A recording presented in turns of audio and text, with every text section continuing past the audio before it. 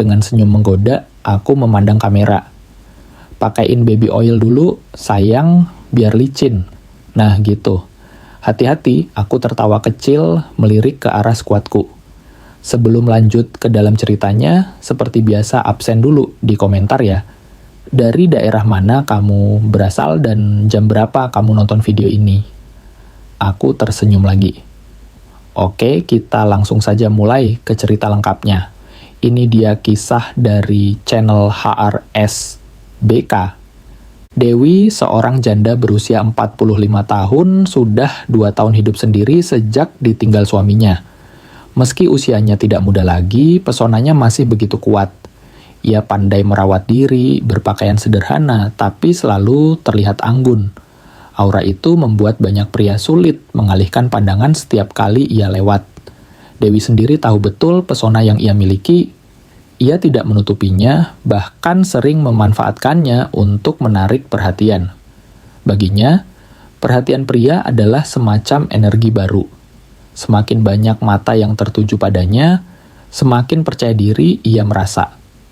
Di kompleks tempatnya tinggal, Dewi sering menjadi bahan bisik-bisik para tetangga. Saat olahraga pagi, ia selalu tampil rapi, memakai pakaian yang tidak terlalu berlebihan, tapi tetap bisa menonjolkan keanggunan tubuhnya. Dan benar saja, setiap ia melintas, beberapa pria spontan menoleh. Wah, Bu Dewi makin segar saja pagi ini. Sapa seorang tetangga laki-laki sambil tersenyum. Dewi membalas dengan lirikan menggoda. Ah, segar apa? Memang kamu saja yang kurang tidur. Jawabnya santai, membuat pria itu salah tingkah. Dialog seperti itu sering ia lontarkan. Bukan untuk serius, hanya sekadar permainan kata yang membuat lawan bicara tersipu. Dewi menikmati momen ketika pria yang diajak bicara jadi salah tingkah. Seolah mereka tidak siap dengan godaannya. Bahkan saat ke pasar pun, Dewi selalu jadi perhatian.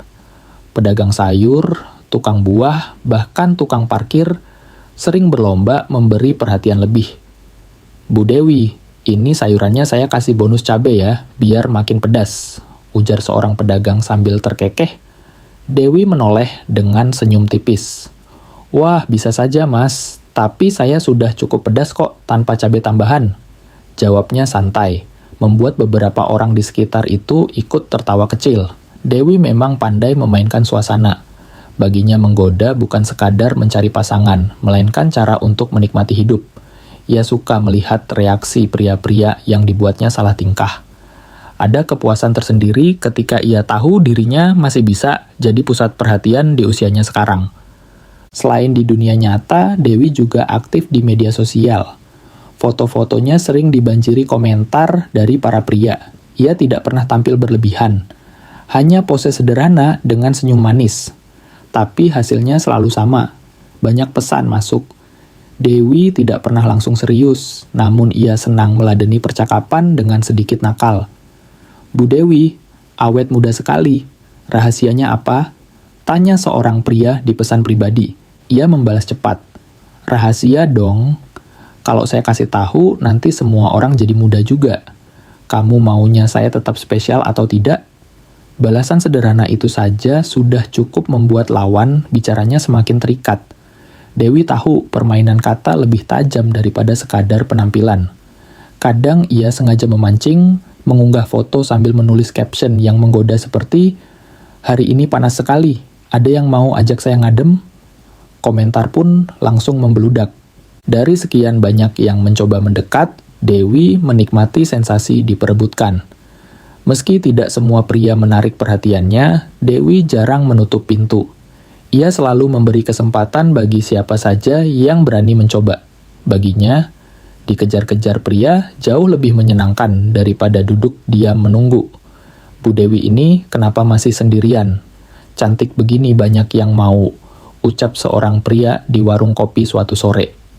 Dewi tersenyum menatap pria itu dengan tatapan nakal.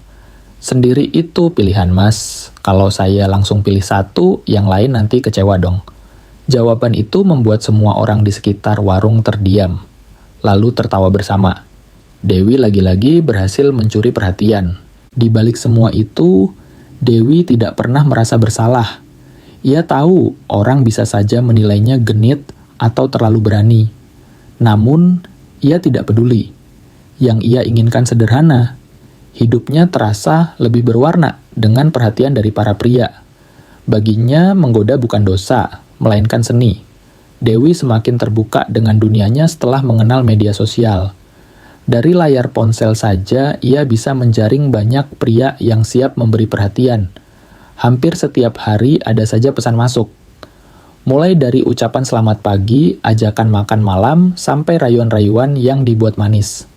Bu Dewi, kapan kita bisa kopi bareng? Tulis seorang pria parubaya. Belum sempat dibalas, pesan lain muncul. Cantik banget hari ini, saya bisa jemput malam minggu nanti kalau mau. Dewi membaca semuanya sambil tersenyum nakal. Hah?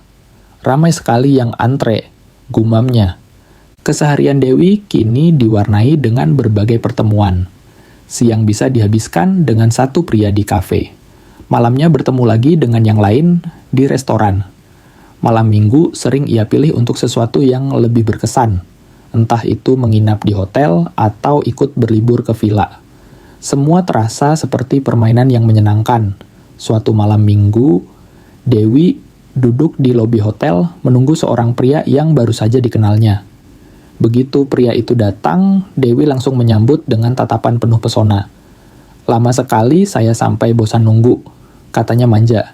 Pria itu terbata-bata. Maaf bu, macet tadi. Dewi mendekat sedikit. Kalau macet harusnya kabarin biar saya enggak merasa sendirian. Malam itu mereka habiskan dengan makan malam, tertawa, dan cerita-cerita ringan. Bagi Dewi, momen seperti itu bukan soal keseriusan, tapi soal menikmati perhatian. Lain waktu, seorang pria lain mengajaknya ke villa di luar kota. Dewi langsung mengiyakan tanpa banyak tanya. Perjalanan mereka dipenuhi obrolan, canda, dan godaan kecil. Di villa, Dewi pandai mencairkan suasana dengan candaan yang membuat lawannya salah tingkah. Villa sebesar ini cuma kita berdua. Bahaya sekali, ucap Dewi. Pria itu tertawa gugup. Bahaya kenapa, Bu? Ya, siapa tahu seenak kal. Jawabnya sambil tersenyum penuh arti. Dewi menikmati permainan seperti itu. Setiap pria yang menemaninya memberi warna berbeda. Ada yang romantis, ada yang kaku, ada juga yang terlalu bersemangat. Semua menjadi pengalaman yang membuat hari-harinya terasa penuh gairah. Meski sering berganti teman, Dewi tidak pernah merasa bersalah. Aku ini janda, bebas memilih. Kalau mereka datang dan pergi, biarlah. Yang penting aku senang. Begitu pikirnya. Ia merasa hidup kembali setiap kali ada pria baru yang berusaha mendekatinya. Tetangga dan orang sekitar mungkin berbisik-bisik tentang kebiasaannya. Namun, Dewi tidak peduli. Ia lebih memilih menikmati hidupnya daripada sibuk dengan omongan orang. Baginya, semua itu hanya bagian dari permainan. Malam demi malam, Dewi seolah tidak pernah kehabisan agenda. Ada saja yang mengajaknya keluar. Kadang ia merasa seperti seorang bintang yang selalu dinanti. Ponselnya tidak pernah sepi notifikasi. Bu Dewi, besok saya antar jalan-jalan ya. Bu, ada waktu malam ini? Dewi memilih yang menurutnya paling menarik, lalu mengabaikan sisanya. Ia tahu dirinya punya kuasa untuk menentukan. Namun, meski sudah banyak pria yang pernah menemaninya, Dewi merasa ada sesuatu yang masih kurang. Semua pria itu seperti hanya mampir sebentar dalam hidupnya, memberi perhatian seadanya, lalu hilang.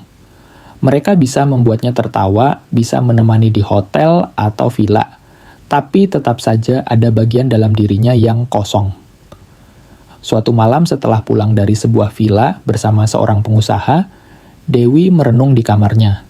Ia membuka ponsel dan membaca ulang pesan-pesan dari pria lain yang masih menunggu giliran. Senyumnya muncul, tapi cepat hilang. Kenapa aku masih merasa belum puas? Bisiknya pada diri sendiri. Dalam hatinya, Dewi sadar bahwa yang ia cari bukan sekedar pria yang bisa mengajaknya jalan atau memberi perhatian sementara. Obsesi yang membara di dalam dirinya justru jauh lebih spesifik. Pria muda bukan hanya sekedar lebih muda, tapi jauh lebih muda darinya. Pria yang masih polos, masih lugu, dan belum pernah disentuh wanita manapun. Bayangan itu membuat senyumnya kembali muncul. Kali ini lebih nakal. Ya, itu yang aku mau. Bukan yang biasa-biasa. Aku butuh yang segar, yang benar-benar baru. Hujan deras mengguyur sore itu. Petir menyambar beberapa kali membuat suasana komplek jadi mencekam. Di dalam rumahnya, Dewi baru saja hendak menyalakan lampu ketika tiba-tiba listrik padam. Gelap seketika menyelimuti ruangan. Ah, sial, gumam Dewi sambil mencoba menyalakan lilin. Tangannya sibuk meraba-raba laci, tapi ia tahu lilin yang tersisa pun sudah hampir habis. Rasa kesal bercampur cemas. Setelah beberapa menit, Dewi menyerah. Ia berdiri di depan jendela, menatap hujan yang jatuh deras, lalu menghela napas panjang. Sendirian begini, kalau ada laki-laki yang bisa bantu pasti lebih enak, bisiknya. Senyum nakal muncul di bibirnya. Akhirnya ia memutuskan keluar rumah. Payung di tangan, ia melangkah cepat menuju pos satpam yang berada tak jauh dari gerbang komplek. Hujan deras membuat bajunya sedikit basah, tapi itu justru menambah kesan sensual yang tidak ia sadari. Sesampainya di pos, Dewi mendapati seorang pria muda sedang duduk sambil menatap layar ponsel. Usianya mungkin sekitar 25 tahun, tubuhnya tegap, wajahnya tampan dengan sorot mata tajam. Dewi langsung tertegun. "Permisi mas, lampu di rumah saya mati. Bisa tolong dibantu?" Suara Dewi terdengar lembut sedikit manja. Pria itu segera menegakkan badan. "Oh, tentu bu, saya Andi. Satpam komplek. Ayo saya ikut ke rumah ibu," jawabnya sigap. Dewi tersenyum puas. "Ah, namanya Andi. Cocok sekali dengan wajahnya yang gagah," pikirnya. Dalam perjalanan pulang, Dewi sempat melirik-lirik ke arah Andi yang berjalan di sampingnya. Hujan membuat seragam satpam itu sedikit basah dan menempel pada tubuhnya, menonjolkan bahu bidang dan lengan kekar. Dewi nyaris kehilangan fokus, namun segera ia kendalikan diri. Sesampainya di rumah, Andi langsung bergerak cepat. Ia memeriksa sekring, menyalakan peralatan, hingga beberapa menit kemudian lampu rumah kembali terang benderang. "Sudah bu, sekarang listriknya normal lagi," ucap Andi sambil menepuk tangannya tanda pekerjaan selesai. Dewi tersenyum lebar. "Wah, terima kasih banyak Mas Andi. Kalau enggak ada kamu, mungkin aku masih gelap-gelapan sampai malam." Nada bicaranya terdengar seperti pujian yang membuat Andi sedikit salah tingkah. "Ah, enggak apa-apa bu. Memang sudah tugas saya bantu warga komplek," balas Andi sambil menggaruk tengkuknya. Namun, Dewi tidak berhenti di situ. Ia melangkah mendekat menatap Andi dengan tatapan penuh arti. "Sebagai ucapan terima kasih, gimana kalau kamu duduk dulu? Saya bikin kopi. Sayangkan kalau langsung pulang, hujan juga masih deras." Andi sempat ragu, tapi akhirnya mengangguk. "Baik bu." Dewi segera menyiapkan 2 cangkir kopi. Dalam hati ia tersenyum penuh kemenangan. Modus berhasil. Biar dia pikir ini hanya basa-basi. Padahal aku ingin lebih lama melihat wajah tampannya. Mereka pun duduk di ruang tamu. Hujan di luar semakin deras. Suara rintiknya jadi latar romantis. Dewi duduk menyilangkan kaki dengan sengaja memperlihatkan sisi elegan yang sering ia gunakan untuk memikat pria.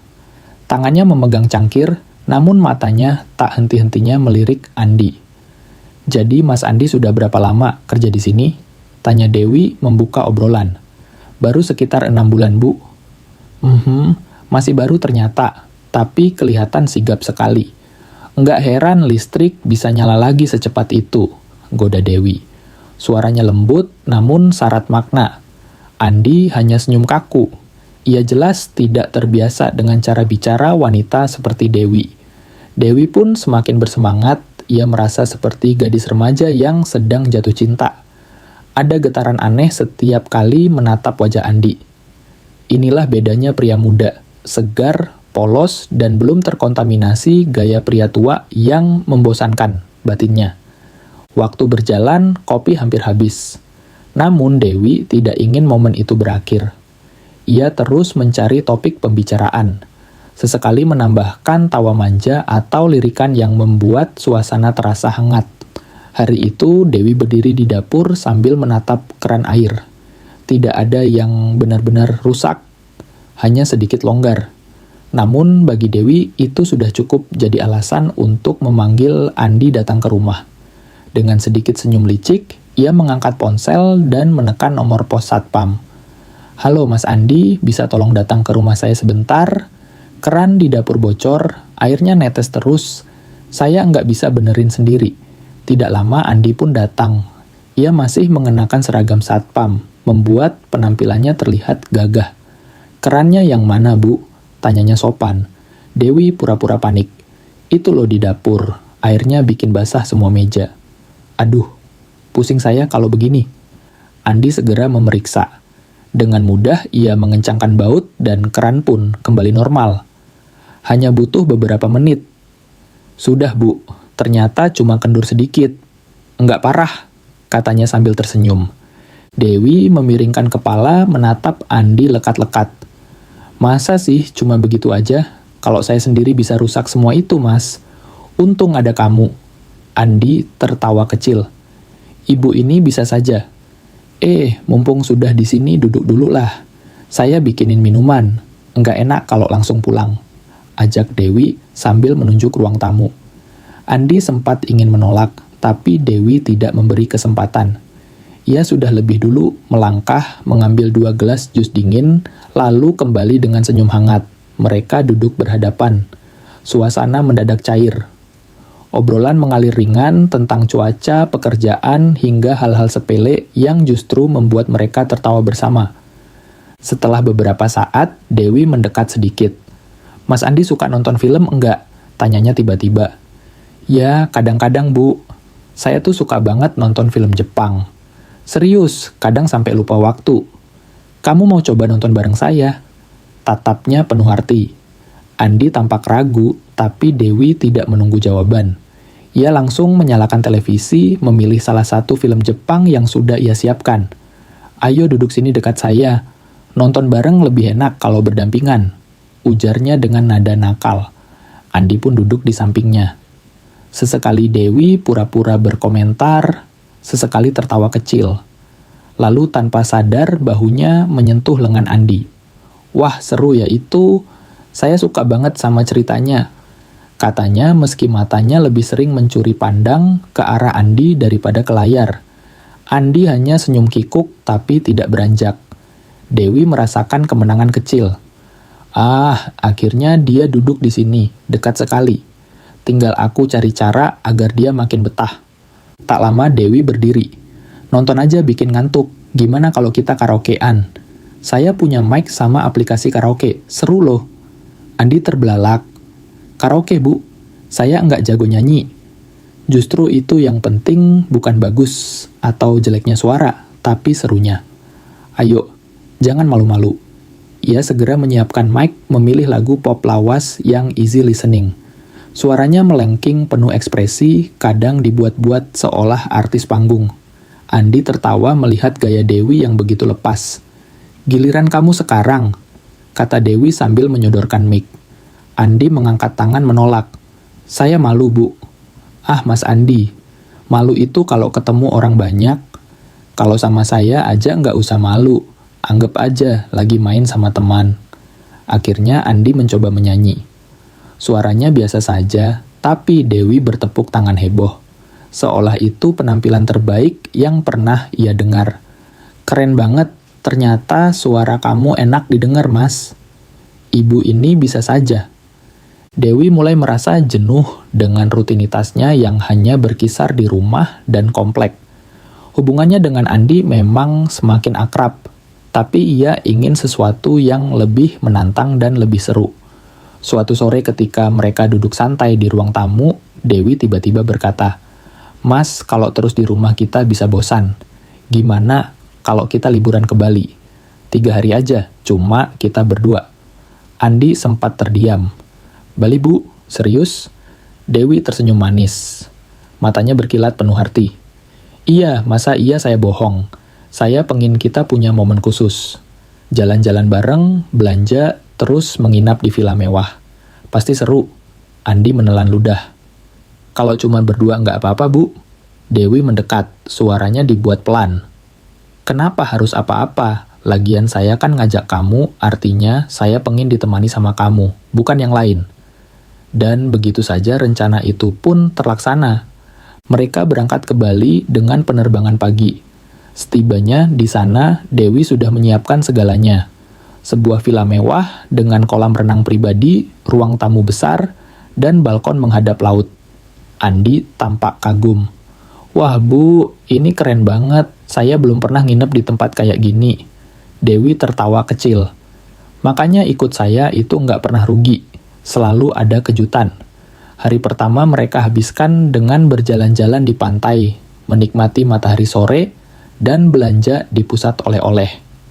Dewi tampak seperti remaja yang penuh semangat, mencoba pakaian satu persatu, lalu dengan sengaja meminta pendapat Andi. "Mas, cocok nggak kalau saya pakai baju ini?" Tanyanya sambil berputar pelan. Andi menunduk malu. "Cocok kok, Bu. Semuanya cocok di Ibu." "Ah, kamu ini suka bikin saya senyum," jawab Dewi dengan tatapan nakal. Malamnya mereka duduk di ruang villa.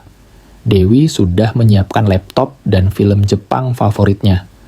"Kita nonton bareng lagi, Mas. Biar kayak di rumah kemarin, tapi lebih spesial. Di villa mewah begini, filmnya pasti lebih terasa." Andi duduk di sampingnya, sementara Dewi tanpa canggung bersandar ke arahnya.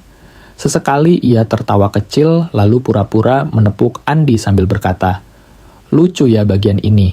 Andi senyum kikuk, namun jelas menikmati kebersamaan itu. Setelah film selesai, Dewi bangkit dan mengambil mic karaoke yang sudah disiapkan. "Kita karaokean juga, Mas. Saya udah download banyak lagu." Andi menggeleng, "Bu, suara saya jelek." Dewi mendekat, menatapnya tajam. "Kalau sama saya, jelek pun bisa jadi merdu. Ayo, jangan nolak, ini perintah." Akhirnya mereka bernyanyi bergantian. Dewi tampil penuh ekspresi, bahkan kadang berdiri di depan Andi seolah sedang konser. Andi tertawa sampai terpingkal-pingkal.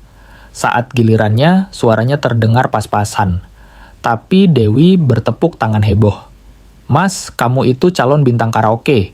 Nanti jangan-jangan saya ketagihan ngajak kamu nyanyi terus." Hari kedua mereka habiskan dengan berkeliling Bali.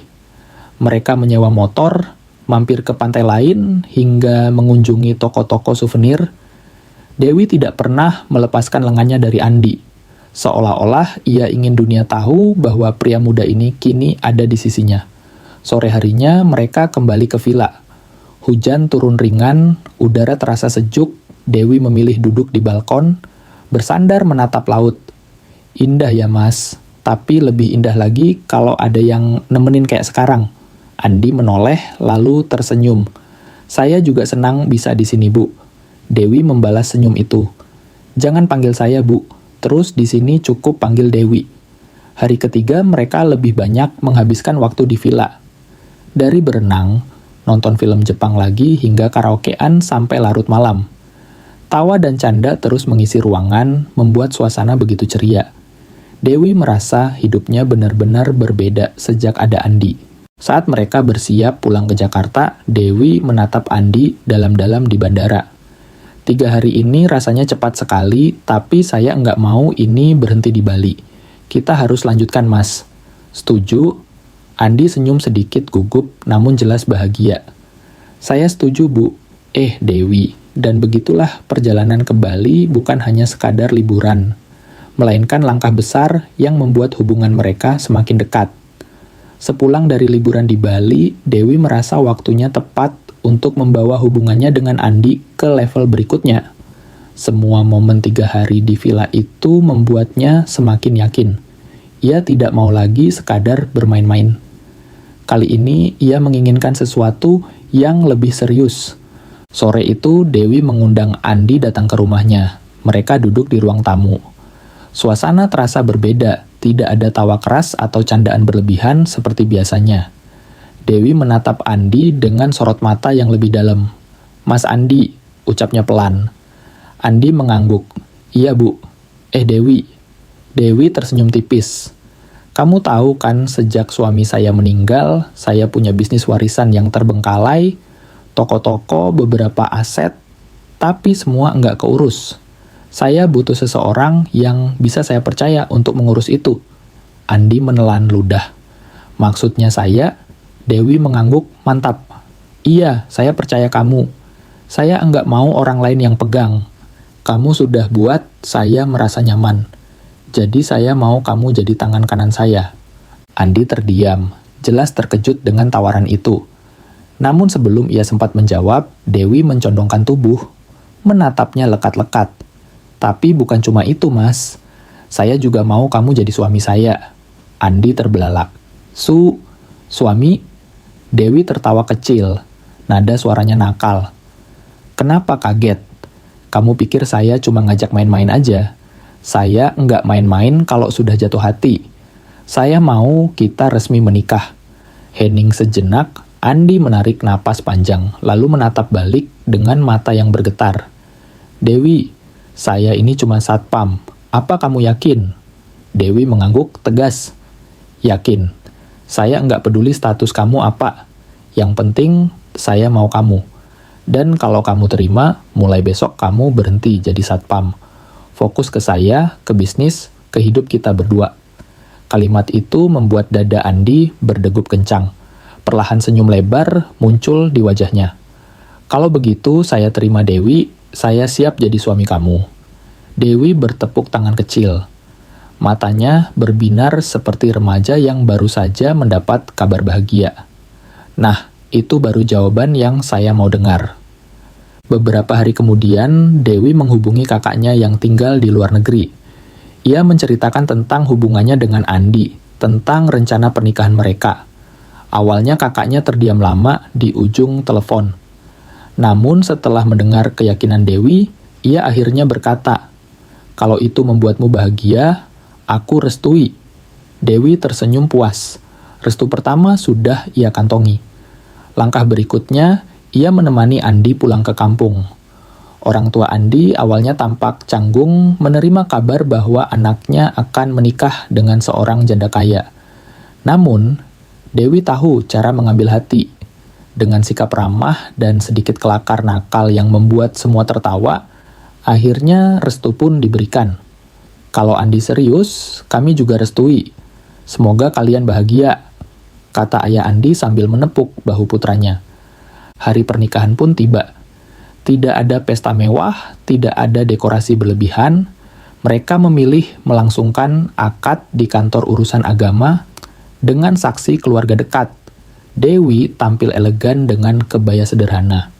Sementara Andi terlihat gagah meski hanya menggunakan setelan hitam biasa. Saat penghulu meminta Andi mengucapkan ijab kabul, suasana hening. Andi menarik napas panjang, lalu dengan suara tegas ia melafalkan kalimat sakral itu. "Saya terima nikahnya Dewi dengan mas kawin tersebut dibayar tunai." Sekejap setelah kata sah diucapkan para saksi, Dewi menutup wajahnya dengan kedua tangannya. Air matanya jatuh, tapi senyum nakal tetap terselip di bibirnya. "Akhirnya aku resmi jadi istri kamu, Mas." Andi menatapnya penuh haru. "Mulai sekarang saya janji jagain kamu. Bukan cuma jagain rumah, tapi jagain hati kamu juga. Janji itu harus ditepati. Kalau melanggar, saya bisa nakal loh." Ucapannya membuat semua yang hadir ikut tersenyum. Hari itu menjadi titik balik dalam hidup mereka. Dari hubungan yang awalnya hanya permainan penuh godaan, kini berubah menjadi ikatan sah suami istri. Meski sederhana, pernikahan itu terasa hangat, penuh cinta, dan tak kalah menggoda. Kehidupan Dewi dan Andi seperti mendapatkan warna baru. Rumah yang sebelumnya sering sepi, kini penuh dengan tawa, obrolan ringan, dan bisikan-bisikan manja. Dewi merasa hidupnya kembali hidup. Sementara Andi yang dulu hanya menjaga gerbang kompleks, kini menjaga seluruh hatinya. Andi tidak hanya menjadi seorang suami, tapi juga sahabat yang selalu siap mendengarkan keluh kesah. Lebih dari itu, ia kini menjadi tangan kanan yang membantu Dewi mengurus bisnis warisan mendiang suaminya. Toko-toko yang dulu terbengkalai perlahan bangkit. Properti yang tak terurus mulai menghasilkan, dan setiap keputusan bisnis terasa lebih ringan karena mereka hadapi bersama. Dewi sering menggoda Andi ketika mereka membahas bisnis di ruang kerja. Dengan senyum nakalnya ia berbisik, ternyata satpam bisa juga ya jadi bos ganteng. Andi hanya bisa tersenyum malu, meski wajahnya tampak bangga. Ia tahu keberhasilannya bukan semata-mata karena kemampuannya, tapi juga karena dorongan cinta Dewi yang membuatnya lebih percaya diri. Malam-malam mereka pun tak pernah membosankan. Ada kalanya mereka serius mendiskusikan laporan keuangan, tapi tak jarang obrolan itu berubah jadi gurauan manis yang membuat suasana semakin hangat. Dewi selalu pandai mencairkan suasana dengan nada sedikit genit yang membuat Andi tersipu. Kalau kerja bareng kamu kayak gini terus, aku nggak bakal pernah capek, katanya suatu malam sambil menatap Andi dengan mata penuh rayuan. Andi bukan hanya membawa perubahan bagi Dewi, tapi juga bagi keluarganya sendiri. Dengan penghasilan baru yang jauh lebih layak, ia mampu membantu orang tuanya di kampung, memperbaiki rumah mereka, dan memberi kehidupan yang lebih baik untuk adik-adiknya. Orang tua Andi sering menangis haru setiap kali ia pulang membawa kabar baik.